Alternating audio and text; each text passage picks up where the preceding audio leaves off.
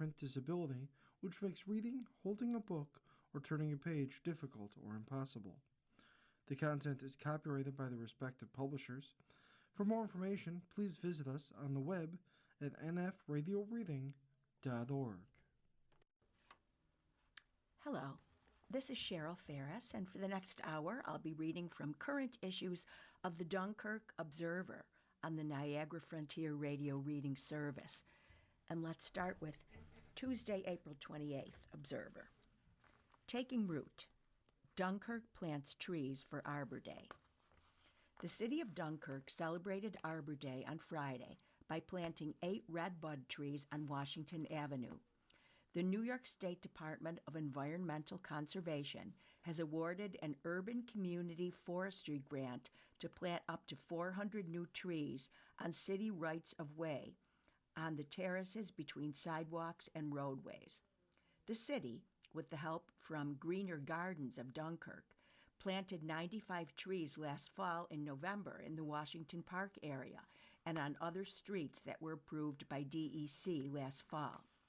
DEC foresters Nate Morey and Justin Kint returned to Dunkirk earlier this month to inspect the trees planted last fall, and thankfully, all of the new trees survived the winter months. A student from SUNY Fredonia has also been working as an intern for the city of Dunkirk, paid by the Urban Community Forestry Grant to coordinate the planting. Troy Ignatczak, a senior, used his computer and mapping skills to input all the new trees into the TreeKeeper database platform. The TreeKeeper software has been instrumental in managing the city's urban forest, and the new trees planted will help beautify the city of Dunkirk for many years to come, said Ignatczak. Troy has been an amazing intern, and we are happy to have had him working with us, said Vince DeJoy, Dunkirk's Director of Planning and Development. Troy took charge of the program and has set up the next intern for success when he graduates in May. The next planting of 100 new trees is in the planning process for spring of this year, and residents in targeted areas will see door hangers at their homes with a QR code to respond to a survey. The Dunkirk Department of Development asks residents to respond by QR code, call, or email requests for trees in front of their homes. The phone number is 716-366-9886 or email dunkerktrees@gmail.com. Legislature approves electric lawn equipment rebate program. A 10-year state rebate program for commercial landscapers who purchase electric-powered landscaping equipment may be on the way. The State Assembly recently passed a 2657A by a 99-42 vote, with Assemblyman Andrew Molitor from Westfield and Assemblyman Joe Sempolinski from Canisteo voting against the legislation, both Republicans. The legislature will now make its way to the state Senate, which passed similar legislation during the 2025 session before the bill died in the Assembly. A companion bill has also passed the state Senate this week by a 52-10 vote, with Senator George Borrello, Republican of Sunset Bay, voting in favor. The legislation is important because over 69 communities in New York State, so far at least, have adopted local laws restricting, in some way, the use of gas-powered electrical equipment, said Assemblyman Stephen Otis, Democrat, Port Chester. This bill will give landscapers in those communities, or landscapers anywhere else in the state who want to transition to electric equipment, some financial incentive to defray some of those costs as they compete in a changing market. The legislation gives to NYSERDA the responsibility of designing the program. They do programs like this all the time. It not only includes the equipment itself, it also includes battery charging and battery equipment that is often associated with the use of this kind of equipment. This is a good small business bill, good environmental bill, good bill for everyone to vote for here on the floor. Democrats in the state legislature have been unable to ban the sale of gas-powered lawn equipment in the past. Now, Democrats are trying to incentivize the biggest users of gas-powered equipment to make the transition on their own. The Electric Landscaping Equipment Rebate Program would offer point-of-sale rebates to commercial landscapers and institutional users, including municipalities who purchase battery-powered electric landscaping equipment such as leaf blowers, weed whackers, or lawnmowers. There is no guarantee that Governor Kathy Hochul will sign the bill when it is presented to her. Otis said his bill doesn't add any additional money to NYSERDA's budget, a way for the bill to avoid a 2022 veto because the governor wanted the legislation to be part of budget legislation.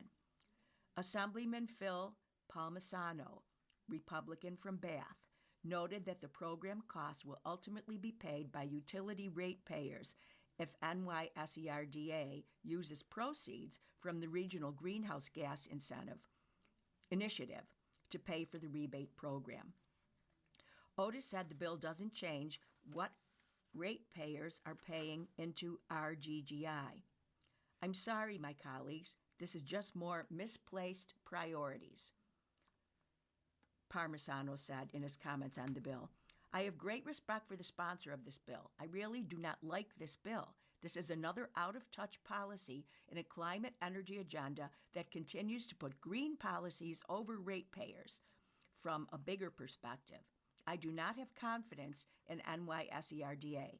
They are sitting on $2.4 billion in ratepayer funds right now that have been taken from them, but this bill doesn't reduce that at all. This just makes more opportunity to take that money from the ratepayer. I urge you all to go home and ask your constituents, would you rather have direct ratepayer relief right now, or would you rather subsidize someone's electric lawnmower or someone's electric weed eater? There's no doubt every one of you constituents would say, I want direct ratepayer relief right now. And now from the opinion page, the Observer's view. New York State, revisiting sex offender classifications. Republicans in the state assembly want to place all convicted sex offenders, even those classified as low risk of reoffending, on the state's publicly searchable sex offender registry. Currently, only sex offenders classified as levels 2, moderate risk, or level 3, high risk, are listed on the publicly searchable areas of the database. The legislation, sponsored by Assemblyman Joe Angelino, Republican from Binghamton, has been publicly requested at least twice publicly by Onondaga County Sheriff Toby Shelley in the wake of a case in Onondaga County after a man classified as a level 1 low-risk sex offender continued his behavior for years while targeting multiple children. It's a horrible situation for which there should be a legislative reaction. We're not just sure the Republican-backed bill is the right reaction. Yes, more people would be aware of even level 1 sex offenders in their midst if A10975 became law. But there's a bigger issue with sex offender classifications that can't be fixed by simply changing which sex offenders are listed on public databases that arises from the Onondaga case. The Board of Examiners of Sex Offenders makes a recommendation to judges who are deciding which risk level a sex offender will be listed under after they are sentenced. That board uses a specialized scoring system to evaluate factors like a victim's age and the use of violence. And as was the case in Onondaga County, the board sometimes gets it wrong.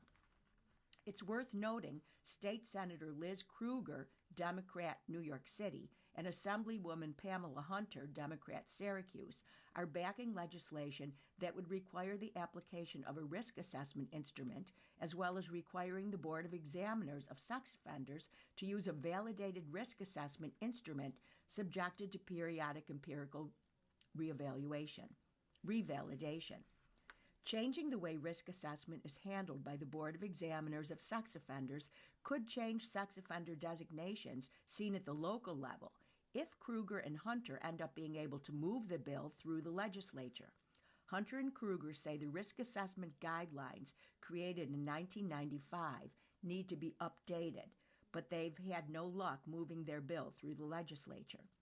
Placing all convicted sex offenders on the publicly searchable areas of the state sex offender registry, as Republicans propose, would increase public awareness, but it would still be misleading to the public if the Level 1 classification is based on an outdated system that improperly classifies sex offenders. In our view, the whole system should be reevaluated with an eye toward making sure the classifications are right in the first place, ideally in a way that results in both more sex offenders being listed publicly, but, more importantly, in a way that doesn't incorrectly classify sex offenders, like the one in Onondaga County. And now from the Wednesday, April 29th Observer. Making the cut. Silver Creek celebrates Bald for Bucks event. A buzz was in the air, and not just from the Clippers, at Silver Creek's 7th annual Bald for Bucks event. This year's fundraising efforts have allowed Silver Creek to raise almost $30,000 in total donations since the first event in 2017. 19 students, staff, and alumni shed their hair to raise funds for patient care and cancer research at Roswell Park Comprehensive Cancer Center. This year, students and staff raised over $7,096, the highest amount the school has raised in a single year. The celebration was a dedication to staff members and the many loved ones who have battled cancer and also served as a beacon of hope. This year's speaker was Native American Education Program Coordinator Amanda Austin, who lost her brother to cancer. Today, I want to tell you about my younger brother, Jimmy. He went to Silver Creek from kindergarten to graduation. He played lacrosse and basketball, and he loved music. Anything that made noise, brought people together, and made people happy. He was diagnosed with testicular cancer in 2013. It's often called one of the most beatable cancers, but he ignored the symptoms, and by the time of his diagnosis, it had already spread throughout his whole body. That's why early detection matters. If you think something is wrong, get it checked out, Austin said, adding Jimmy's 3-year fight ended with a promise that she would go back to school to help kids like her and Jimmy. For Silver Creek Bald for Bucks coordinator Jessica Kardashian, the fight against cancer is personal. Many of us here in this room know the effects of cancer on our family members, ourselves, and have witnessed the heartbreak and devastation it causes for so many, including our very own right here at home, she said, telling her own story of losing her grandfather and helping her mother through surgery to remove skin cancer last year. Cancer does not discriminate, and the mission to fight back has never been more important. Kardashian, who serves as advisor of Knights Against Cancer, added, "Everyone has a story that gets told in the form of a donation or volunteer work, and that's why I started Knights Against Cancer 10 years ago. I've worked to fight back for 21 years, and I wanted a place for our kids to feel like they were doing meaningful work and have a safe place to channel their feelings when cancer can so often make you feel hopeless." Students Kim Bauer and Haley Salisbury emceed the event alongside the returning special guest DJ Anthony. Some highlights included William Stewart, who donated his long hair and went bald, shedding a total of 16 inches. Guest clipper Amy Heller, a teacher, was welcomed to the stage to shave Brian Wagner's head. Another guest was Silver Creek Fire Chief and Silver Creek alumnus Adam Graff, who shaved his head in honor of his mother's fight. Cancer affects our community, but also hits closer to home. Some of you may know my mom, if you have visited the nurse's office here, Chief Graff said of his mother, Diane Graff. My mom has given years of her life to Silver Creek, schools, and the kids in the community. She is always putting others first, and now, like so many, she is in a fight she did not ask for. That's why today means so much.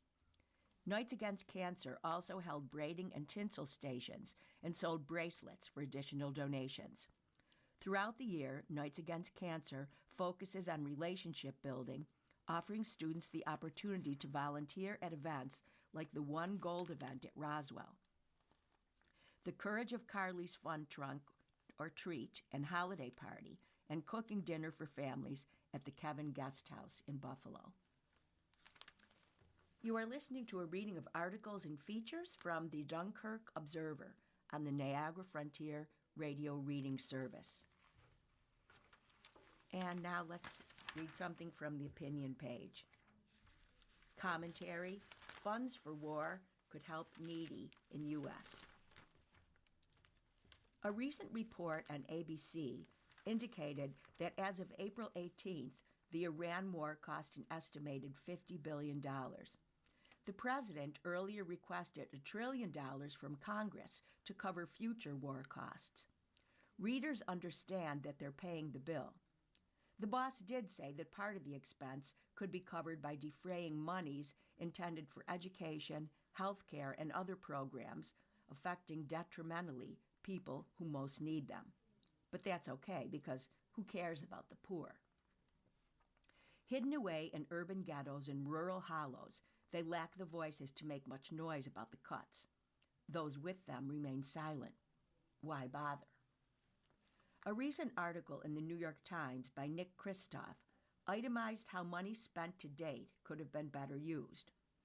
For little more than 2 weeks of this war, we could offer free college education to every American family earning less than $125,000 annually, a cost of $30 billion a year. For less than 3 weeks of war, or $35 billion, we could run a nationwide pre-K program for 3- and 4-year-olds, thus making a huge difference in their educational future. A woman dies in the U.S. every 2 hours, on average, from cervical cancer. Screening all uninsured women who need it would cost $1 billion and save hundreds of lives, according to Dr. Linda Eckert, a cervical cancer expert at the U of Washington. That's less than 13 hours of the war bill. We could get glasses to all 2.3 million low-income school children in the U.S. who need them. The base cost would be $300 million, according to Vision to Learn, a nonprofit that does this work. The bill would be what we spend on 4 hours of the war. Ever wonder how many of these children do poorly because they can't see? For about $34 billion a year, less than 3 weeks of the war, we could restore health insurance subsidies that the Trump administration let expire last year. One analysis predicted an additional 8,800 preventable deaths as a result. The war money would save even more lives if we allocated part of it abroad. Actually, we spent more on the first 3 days of the war than we spent, $4 billion, on all humanitarian aid in 2025. A couple of things we could achieve internationally include, for a day's worth of the war, saving more than 350,000 lives from malaria via a rigorously studied screening and prevention program, MIT economist Esther Duflo. For $4.3 billion, less than 3 days of the war bill, we could largely end the most terrible form of malnutrition called severe wasting. That would save 1.5 million children's lives annually and accomplish something historic. For the first time in the history of humanity, large numbers of children would no longer be starving to death. I conclude with a question for the readers, Christians in particular. Where would you prefer these billions of dollars to go? To pay for a war Trump was bamboozled into entering by Bibi Netanyahu, whose objectives, depending on the day, vary. Example, regime change, uranium control, and most probably won't be realized, or for humanitarian causes improving the quality of life for millions of people here and abroad. Come to think of it, Elon Musk and the boss could have footed the bill for the war to date, and the humanitarian investments chronicled above, and still had more than enough left to live on. Ray Lenarsic, is a 1965 State University of New York at Fredonia graduate and is a resident of Herkimer. You are listening to a reading of articles and features from the Dunkirk Observer on the Niagara Frontier Radio Reading Service. And now let's turn to the Thursday, April 30th Observer. Remarkable reveal. SUNY Fredonia debuts new track facility. SUNY Fredonia officially opened its newly upgraded outdoor track and field facility Sunday, hosting its first home meet in nearly 2 decades. Prior to the meet, university leaders, student athletes, coaches, alumni, and invited guests gathered at the facility for a ribbon-cutting ceremony, which included remarks from campus and state representatives, as well as Fredonia students and athletic leadership.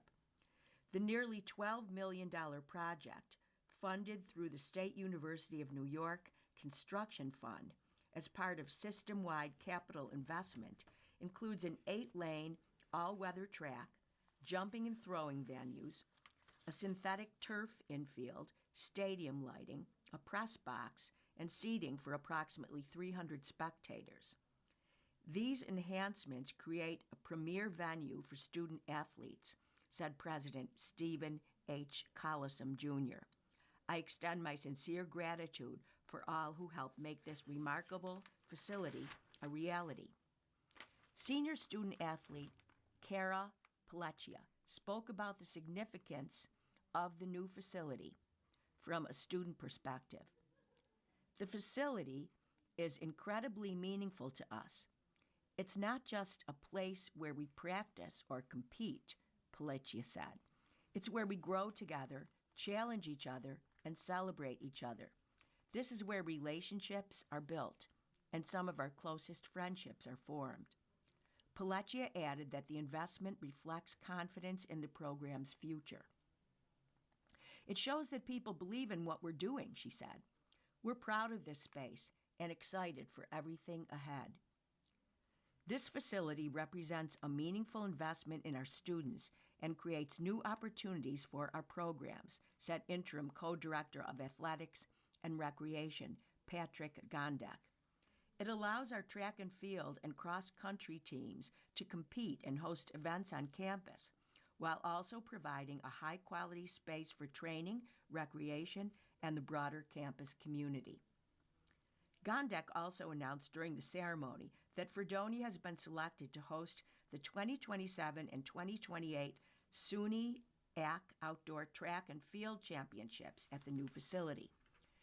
The ceremony concluded with a symbolic ribbon cutting as track and field alumni ran through the ribbon held by dignitaries that included former Fredonia track and field coach Jim Ulrich, the architect of 36 SUNYAC track championships. Head coach Tom Wilson said the return of home meets restores an important part of the program's identity. Being able to compete at home again is something our student athletes have been looking forward to for a long time, Wilson said. It gives them a chance to perform in front of their campus community and brings new energy to the program. The previous outdoor track and field facility, part of a 1970s campus plan, had not hosted a meet in years because it lacked many of the features required for modern competition. The upgraded complex is expected to enhance recruiting efforts and provide a dedicated space for training and events.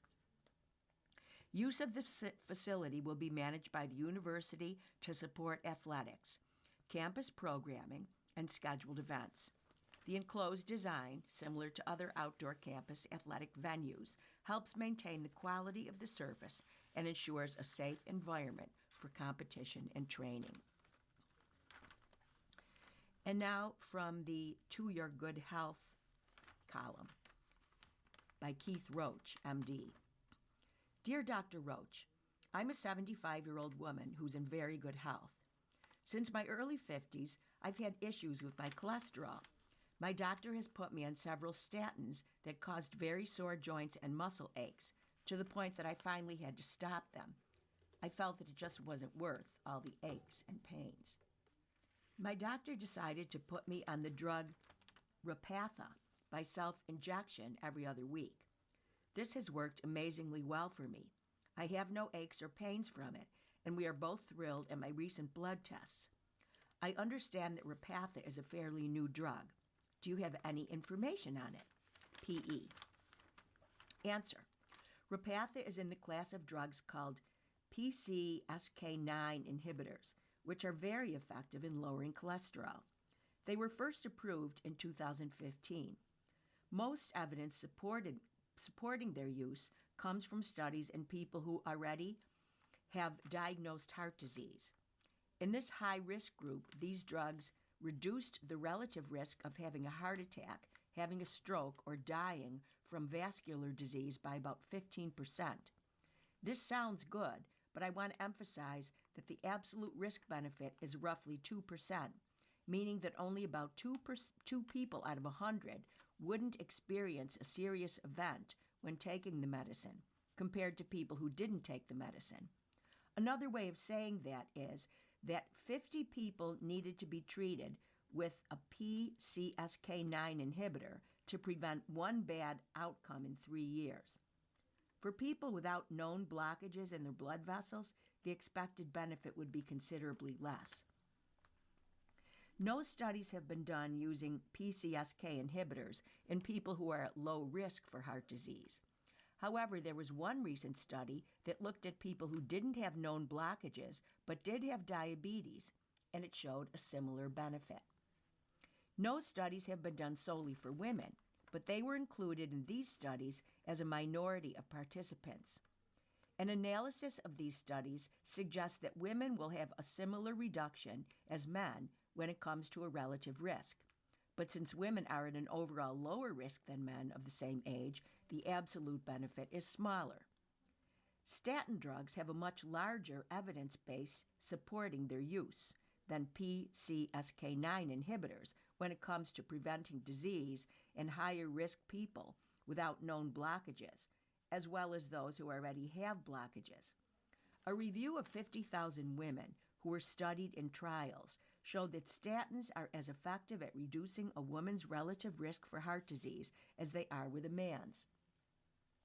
But the issue of women having a lower absolute risk means that just as with PCSK9 inhibitors, more women need to be treated with a statin to prevent a bad outcome than men of a similar age. There are no head-to-head trials comparing PCSK9 inhibitors against statins, so I cannot definitively give an answer as to which is better. In my own practice, I continue to use statins as the first-line treatment in both men and women who are at an increased risk for heart disease. The exact level of risk isn't fixed. A careful discussion about how much risk a person is willing to tolerate against their tolerance of a new medication is key in every patient in whom medication treatment is considered to lower heart disease and stroke risk. If statins aren't tolerated, it is worth considering alternative medications, including azathioprine, bempedoic acid, and PCSK9 inhibitors. It's very likely that the first oral PCSK9 inhibitor will be approved soon. Let me end by emphasizing how important lifestyle changes are. I've had many patients improve their blood pressure and cholesterol levels so much through their diet and exercise regimen that they no longer had enough of a risk for me to recommend medication. And now from the opinion page, hospitals, county fortunate with health care. We are in no way discounting the excitement and energy that comes with the activity on East Main Street at the site of the future Brooks TLC new hospital. Our newspaper has been a strong advocate for the project through years of reporting and editorials. Ultimately, we are grateful it is happening. That being said, there needs to be some clarification regarding the county's healthcare system. 2 weeks ago, Democratic Chautauqua County legislators expressed their appreciation for the project in a news release. Those legislators, Bob Bankowski and Marcus Buchanan of Dunkirk, Sandra Lewis of Fredonia, and Jamestown's Tom Nelson, Fred Larson, Vince DeJoy and Bob Whitney, said without the $74 million in state funding, the new hospital would not have been possible. That is correct. Later, the legislators stated, without a hospital in northern Chautauqua County, the ability to keep businesses here and to attract new businesses to provide jobs for our people would have been crippled. There's no denying the importance of the facility. However, it is worth noting that AHN Westfield Memorial Hospital also serves a large portion of the North County and is a shining star when it comes to health care. Like Brooks TLC, it also has gone through major transitions. Last year, AHN Westfield Memorial Hospital received a designation as a rural emergency hospital from the U.S. Centers for Medicare and Medicaid Services and the State Department of Health. These hospitals are a new Medicare provider designation established to support struggling rural hospitals, allowing them to continue providing essential services without having to maintain inpatient beds. It was created to prevent hospital closures, maintain access to health care in small communities, and promote health equity for those living in rural areas. That is important for the Westfield facility's future. Just as important for a population that is becoming smaller, this county is fortunate to have 3 top-notch care facilities, including UPMC Chautauqua in Jamestown. You are listening to a reading of articles and features from the Dunkirk Observer on the Niagara Frontier Radio Reading Service. And now we turn to the Friday, May 1st Observer. Difficult news. Bush Industries to close its doors. One day after saying it had no public information to share, Bush Industries closed its doors. Employees were told during a 9 a.m. meeting Thursday that the Jamestown plant and longtime headquarters of the company was closing. Rumors had been running rampant throughout the community for the past week that Bush was closing.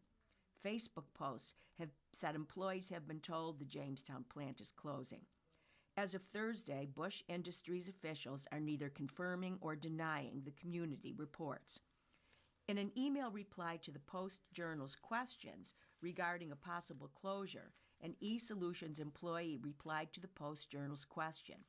At this time, we don't have any public information to share, the employee said, while providing an email address for continued contact. The response didn't necessarily dispel the rumor.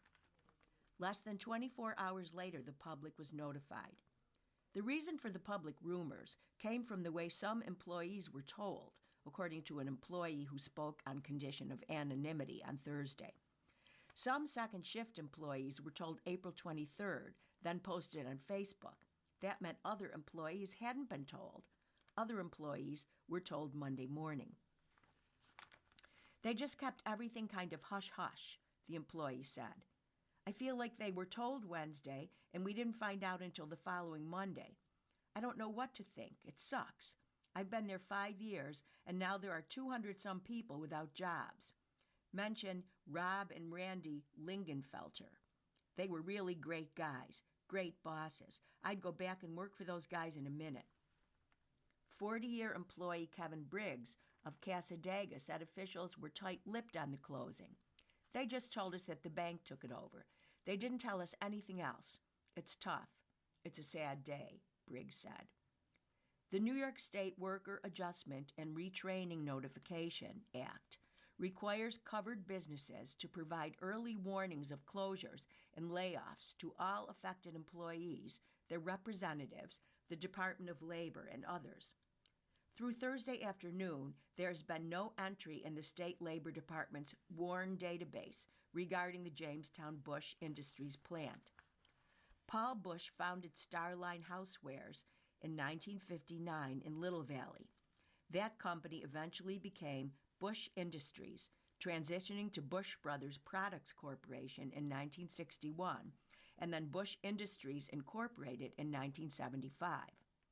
The company's headquarters and manufacturing operations moved to Jamestown in 1984. Bush was named one of the 200 best small companies in America by Forbes in 1998 and received the President's E Award for Excellence in Exporting from the U.S. Secretary of Commerce. The company grew rapidly into the early 2000s with a focus on office furniture, launching direct shipping and installation services, and receiving the Best of the Best Partner of the Year Award from Best Buy in 2001. In 2010, Bush Furniture announced a licensing agreement with Kathy Ireland worldwide, and in 2014 returned to local ownership with Jim Gard, Neil Frederick, Mike Evans, and Steve Fellon of the senior executive team, acquiring 100% of the company. The company was purchased in 2018 by Lorraine Capital, which named Evans as the company's president and CEO before Bush was then acquired by Bestar in 2020. Evans spoke to the Post-Journal after his 2022 retirement and talked about some of the company's financial issues. Bush Industries experienced a challenging time from the mid-2000s until about 2016. Evans said the market was not good and furniture retail sales shrank rapidly. The whole team, I think, just remained pretty vigilant, and it took a lot of persistence to overcome some of the challenges we had, he said. It was a real struggle for us for about 10 years. Bush Industries struggled to adapt to the changing landscape of the furniture market. Evans said it took the company a considerable amount of time to transition from producing furniture sold in retail stores to selling furniture directly to consumers. The struggles were really when we were still heavily reliant on retail, and the retail side of our business was shrinking, he said. We had to go through a lot of restructuring and downsizing before I came. Once the company really focused on commerce, we started to have some growth, but we had to really rethink everything. Evans said the year following the merger with Bestar resulted in a super strong year for the business. However, he acknowledged that due to challenges with the pandemic and supply chain issues, the company has experienced additional struggles over the past couple years. Nevertheless, Evans said the company is continuing to expand with hopes for a bright future. We continue to expand our product portfolio, and we have a tremendous number of new products, he said. As soon as the economy starts to turn around again, I'm very confident the business will be growing again. In 2021, Bestar announced its new corporate brand, eSolutions Furniture Group, to sell residential and commercial furniture on the international market. eSolutions Furniture Group will serve as the parent company, which will continue to manufacture its fine Bestar Bush Furniture, Bush Business Furniture, and Kathy Ireland branded products. And also under difficult news, local officials react to announcement. County officials were involved for nearly a year trying to prevent the closure of eSolution Furniture's plant on Mason Drive in Ellicott. Those efforts, according to County Executive P.J. Wendell and Mark Geis, County IDA Director, including working with Empire State Development, Upstate Capital Association of New York, Insight Consulting, political leadership, and finance-related experts in an effort to assist the company.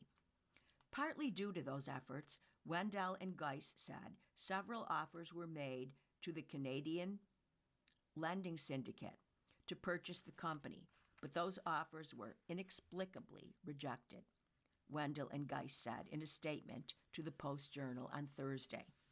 We are very disheartened regarding the recent announcement by eSolutions Furniture, formerly Bush Industries, that communicated they are dissolving the company, resulting in the closing of their Jamestown furniture plant in the town of Ellicott, Wendell and Geis said. The County of Chautauqua Industrial Development Agency, CCIDA, has been aware of the major changes facing the business and has been working proactively with them for nearly a year, trying to identify a path forward that would prevent a full closure from taking place. There are an estimated more than 230 people employed at the facility, and Wendell and Geist said they are now working to either resurrect the business or find a new tenant for the Mason Drive facility. The county IDA, Chautauqua Works, and State Labor Department will try to help laid-off workers find new jobs with other local businesses or help workers find resources to help them land on their feet.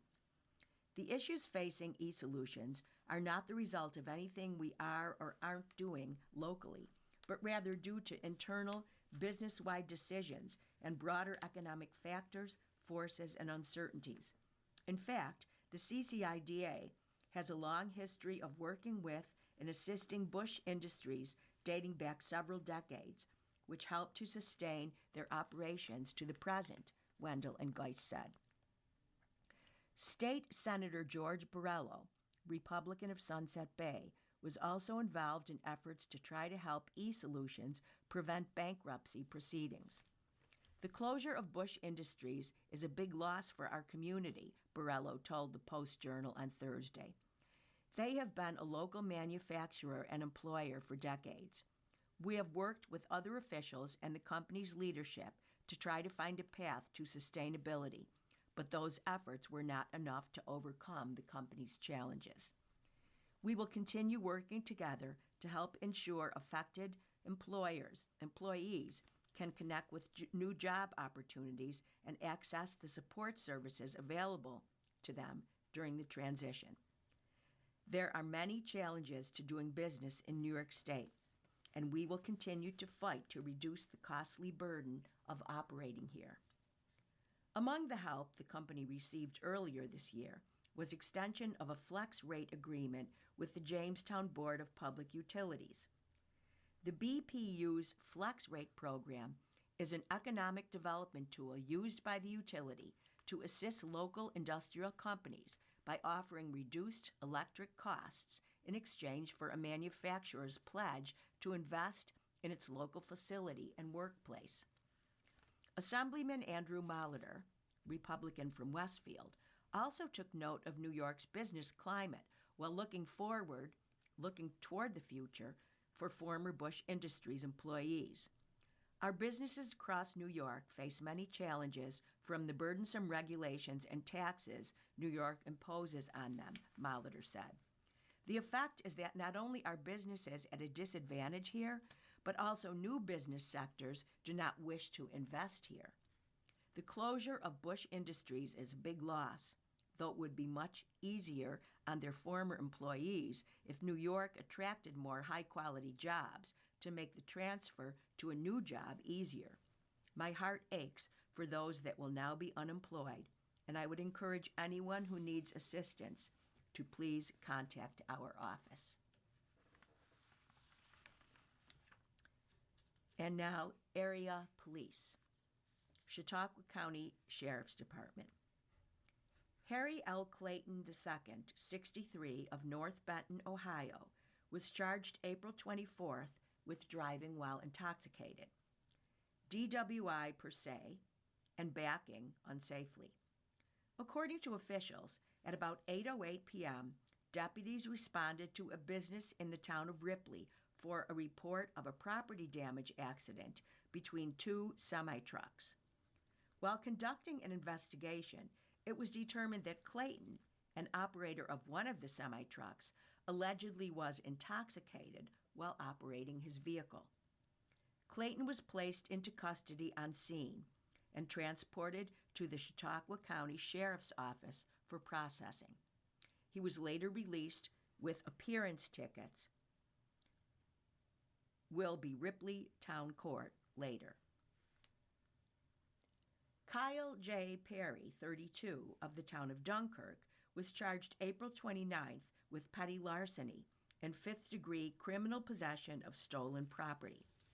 According to officials, at about 8:15 p.m., deputies responded to a reported shoplifting incident at Home Depot, 3901 Vineyard Drive in the town of Dunkirk.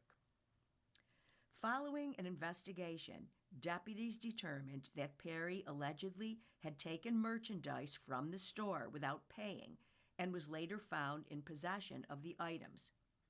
He was placed into custody and transported to the Pomfret substation for processing. Perry will be in Dunkirk Town Court later. You are listening to a reading of articles and features from the Dunkirk Observer on the Niagara Frontier Radio Reading Service. And now we finish with the Saturday to Sunday Observer, May 2nd to 3rd. Career in full bloom. Fredonia native to prepare grounds at PGA. Newtown Square, Pennsylvania. When the camera pans to the landscape shots at Aranimink Golf Club during the PGA Championship later this month, it will be a Fredonia native's handiwork on display. Julie C. Morse, a 1992 graduate of Fredonia High School, is the garden manager at Aranimink Golf Club in Newtown Square, PA, just outside of Philadelphia. She is part of the team in charge of getting the club ready to host the 108th edition of the PGA Championship from May 14th to 17th. I'm excited, Morse said. This is a great honor for everybody involved. It's a team opportunity where we're all helping each other and hopefully creating a great experience for everyone. Morse is in her 11th year at Aranimink Golf Club. She lives just outside the city of Philadelphia, roughly 20 minutes from Aranimink Golf Club. This is the third national tournament hosted in her time at Aranimink, but the first PGA Championship. Roughly 20,000 spectators are expected to attend the PGA Championship, one of the 4 major tournaments on the schedule for the top players in the world. Just the scale alone is different. There has been far more planning taking place, Morse said. When you see the amount of involvement and time that they are putting into constructing all the structures, that is far more than what I saw in previous tournaments. Morse grew up in Fredonia for her entire childhood. She is the daughter of Charlotte Morse and the late Dr. Philip S. Morse, both retired from the State University of New York at Fredonia. She recalls her childhood fondly, with plenty of quality time spent outdoors. I really valued growing up in a small community where I felt connected to neighbors and family friends who were supportive and encouraged my independence, Morse said. Morse says she was influenced by growing up in a region with an appreciation for nature through farming and the proximity of Lake Erie. There were so many beautiful and untamed places to play as a child. The freedom to roam and wander in a rural setting increased my interest to explore as an adolescent, Morse said. Growing up, she worked summer jobs such as gardening and landscaping to challenge her body and mind in terms of working outdoors with nature. As she grew older, she realized it was not just something she was experienced with, it was a passion. I knew what I enjoyed as an adolescent, but I don't think that I knew what my options were to apply that as a career, Morse said. She originally pursued a teaching career, but even after graduating, she felt like something was missing. There was just something that wasn't totally aligned with me, Morse said. Morse took a step back and decided to try gardening instead. She acknowledges it was a little bit of a leap, but she kept an open mind as she navigated through a career change. Morse moved several times in search of more opportunities to build upon her knowledge. She took plenty of jobs that maybe weren't the best fit over the years, knowing that she was still gaining something from every new experience. I really had to try a lot of different opportunities to find a career that fit my interests and my skills, Morse said. I think it's important for young people who are just trying to figure out what they want to do to take risks. Always consider other opportunities and try it out. Get into the experience for yourself because you don't really know if a job or a career is a good fit until you're in the setting, around the people who are actually doing that work. Eventually, Morse found a home with a group of gardeners in Boston and never looked back. I just felt like I had found my niche, Morse said. I was always really excited to go to work. At that point, I realized this is a passion, and I had just overlooked it. Morse went back to school and earned a second degree, this time in environmental design from the University of Massachusetts, Amherst. That set up her career in landscape design and horticulture. At Aranimink Golf Club, Morse oversees the grounds surrounding the main buildings on the property. She comes up with landscape plans and manages installation of any new construction. Seasonal displays are also under her direction, with a staff of gardeners working alongside her throughout the season. One of the greatest things is the feedback that we get from members. They really appreciate what we do, seeing the different seasonal displays, Morse said. It makes it rewarding for me because I feel like my purpose here is really to connect people to their surroundings. When you get that positive reinforcement from the members, you know that you've accomplished your goal. In her field, Morse has noticed the shift from just trying to design something aesthetically pleasing to now being more focused on creating wildlife habitats and supporting sustainable environments. In her role now, she knows that better than ever. Aranimink Golf Course is not just any golf course. It is certified through Audubon International, a nonprofit organization that promotes environmental stewardship. To become certified, Aranimink is required to provide environmental education, support native species, and conduct water studies to remain sustainable. In the past, Aranimink has even utilized crops from its own 3,000 square foot vegetable garden to prepare meals for the members and staff. Morse believes where she came from helped her become who she is now, in charge of impressing hundreds of thousands of guests and later this month, millions watching around the world. From her family members who inspired her love for the outdoors to the summer jobs she had around town that helped foster that love, Morse carries a fondness for her hometown in everything she does. My upbringing and my experience in Chautauqua County is something that I've carried with me through my lifetime. Growing up in a community that is so closely tied together really made an impression on me. It made me realize how important it is to work together with other people and the value of what people offer, Morse said. And now from the opinion page, Weekend Voices by Susan Bigler. It's becoming troubling for all to determine truth. It has come to this point. Just who and what are we supposed to believe anymore? Are we all more susceptible to conspiracy theories now? I worry that we might be. And I worry that those of us who are normally rational, logical thinkers will find it easier to believe there are connections where there is coincidence, planning where there is actually lack of planning. Why is this happening? President Donald Trump is a big part of it. The groundwork has been laid for him to say and do whatever he wants, and there are those who will accept it blindly. There are those who go along for their own good, be it fear of retaliation or wanting fame and fortune, even though they know the truth. How can he get away with this? Past residents were held accountable, some sooner than others, but history eventually caught them. History will do that with Trump, too, but we don't have the time to wait. There's an urgent need for truth in this country. Those who observe the United States from outside the borders know the truth much better than we do. They have a perspective that we don't have. They are not depending on a media divided into right and left polar opposites. Watch BBC or a translation of a German newspaper for an outside insight. King Charles has really hit some nails on the head with his recent speeches during his visit here. Although delivered tongue-in-cheek, he was getting at the truth. But we have to deal with the media that surrounds us daily.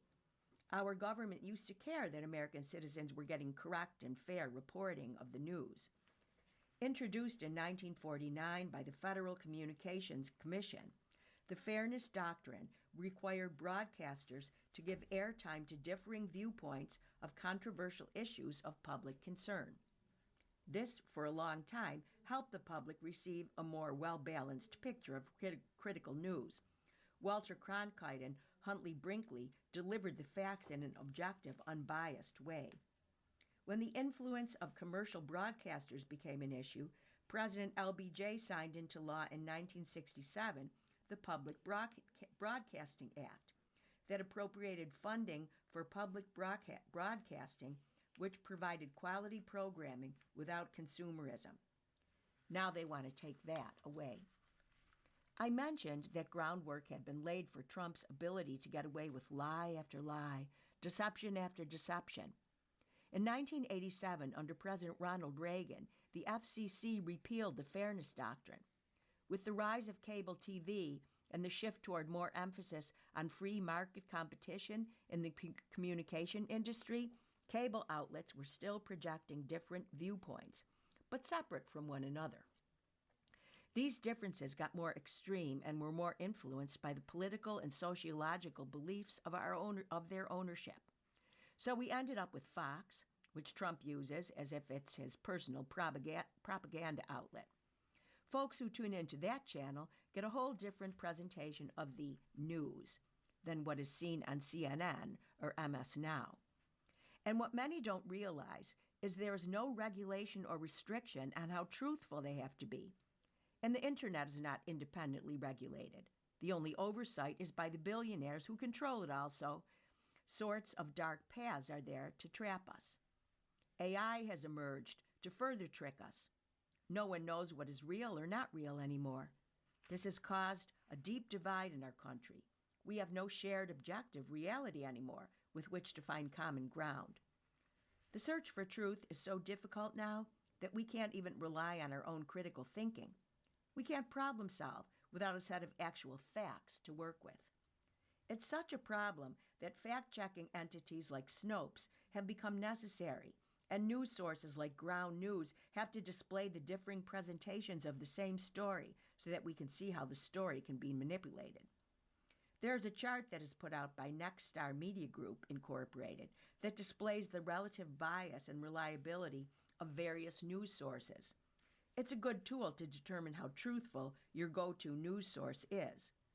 Now back to conspiracy theories and how they are or are not believable. It used to be that a good rule of thumb was Occam's razor, which pretty much states that the path to discovering the truth is usually the simplest, most straightforward one, or the more steps it takes to come to the conclusion, the more likely it is that what you found is not the truth.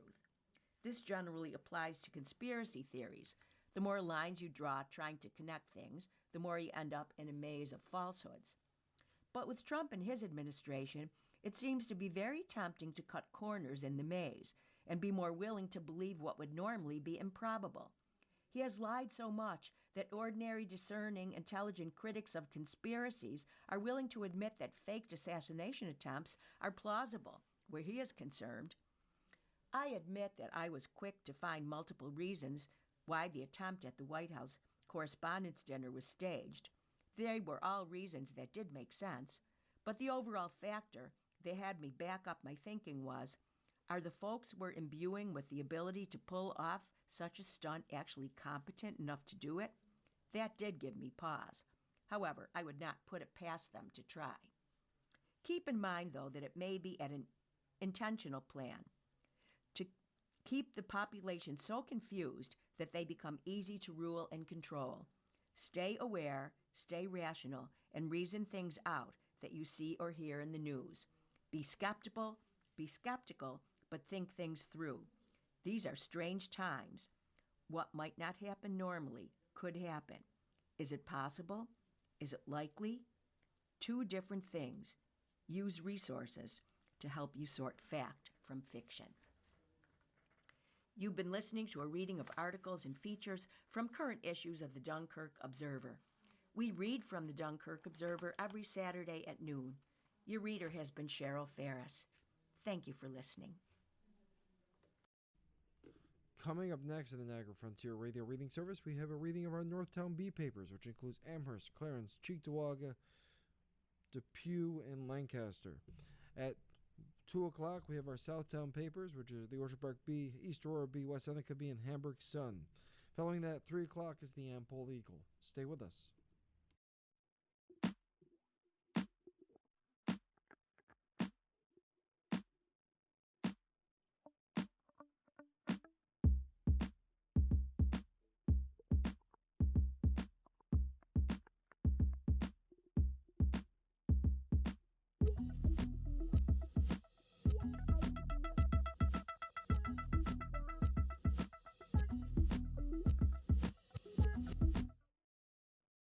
following program is intended for listeners who are blind, have low vision, or have another print disability, which makes reading, holding a